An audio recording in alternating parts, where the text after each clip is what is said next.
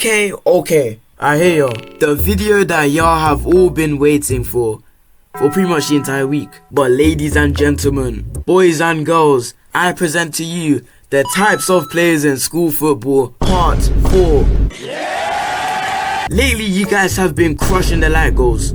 Or maybe I've just been a bit too nice. 15k likes for part 5. Now I know you guys can do this because you love this series just as much as I do. But yeah, make sure to destroy that like button. And while you're down there, make sure to subscribe. The first player we have is the underrated baller. Now the underrated baller was basically the Rodrigo of the school. Now he was one of the quiet kids, but he did the talking on the pitch. Literally the unsung hero in lunchtime football. No one really ever passed this guy, but my days was he clutch. Say you were losing 3-2 in the last minutes of the game, and then this guy just spawns in and he was secretly one of the best players on the pitch, but never got the recognition that they deserved. This guy could probably go pro if he wanted to, but then again, man had side quests. The guy who peaked in primary school. Now this guy in primary school was the equivalent of Prime Neymar. He would always farm 59 goals every lunchtime and put up Ballon d'Or worthy performances. This guy's prime was in year 6, but as soon as he stepped into secondary school, this man became ass. He was trash. He had the biggest fall off. Man, even his fall off had a fall off. What you talking about? Probably because of the fact that they were actually decent players in secondary. Bro became Sancho after leaving Dortmund. Bro became Aubameyang after signing the new contract with Arsenal. Bro was a one-season wonder. Bro became retired and washed up at the age of 13. Broski was still stuck in his year 6 era. He would always be like, well, I'm back in primary school. I was actually the best in my year. I used to average about 429 goals a game.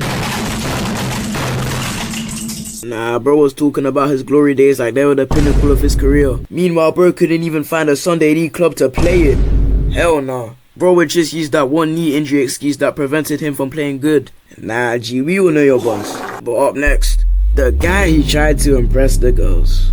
Where do I even start with this one? Now, I'm pretty sure everyone knows at least someone like this. And me personally, I know quite a few people like this. I know, I'm not referring to myself. No, but seriously. Everyone has at least one down bad person in their friend group. But this guy could be a goddamn pain in the ass for the majority of the lunchtime until the baddies spawn in, the Huz pull up to the scene, and before you know it, this guy's a completely different person. Hey, when the baddies start to watch, you know it's time to lock in. But when this guy's crush turned up to the field, he would literally activate Prime CR7. This man made sure they saw him. The simping levels were crazy. He was so down bad. He made sure that he pulled off every single FIFA skill that he knew when they were around. Wait, yo, hold on, is that Alicia?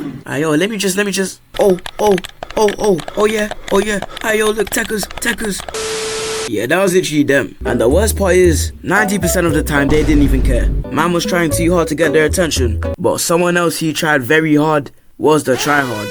No one wanted to come up against this guy in lunchtime football. Matter of fact, let's rephrase that a little bit. Nobody liked this guy in lunchtime football. This guy must have raided the school canteen and bought 15 bottles of Randall Fizz prior to lunchtime football because his energy levels were so goddamn high. This guy literally played like his life depended on it. He treated every lunchtime match like a Premier League title decider and acted like he was on a trial for Arsenal Academy. He was literally a mixture of the angry captain and the workhorse, except for the fact that he was buns. And if you don't pass the ball to this guy one time, it's raps. You be getting cooked. This guy unleashing his inner Benson. This guy burning the school down. This guy be starting the next World War III.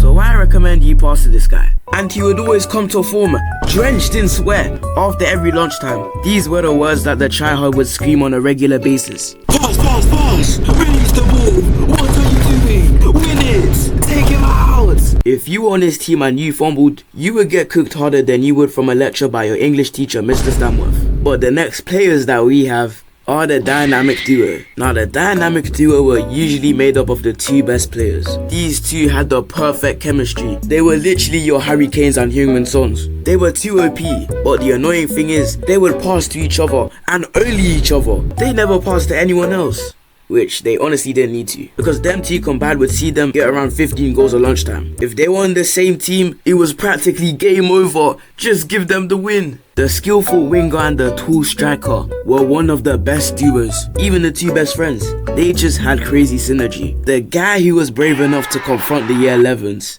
Now, I am this person. Yep, I know, I'm a hero. I'm a hero, aren't I? I'm wonderful. Now, if you were this type of guy, you were a hero. You were an icon.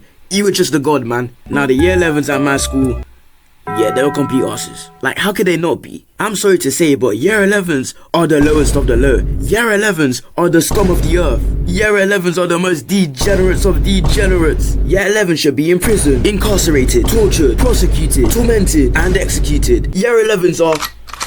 That's enough. But yeah, like I said in the previous part, year 11s would do nothing all lunchtime except for booting your ball into orbit. But us little year 7s couldn't stand up to these guys. Or could we? We would conduct a plan to get our revenge on the year 11s. But of course, no one had the balls to do it. Except for that one guy who came in clutch. So when their jobless asses finally managed to get themselves a ball, I would just wait until the ball fell to us. And when I did get, I was hoofing that thing to bloody Mars. They were not seeing that thing again.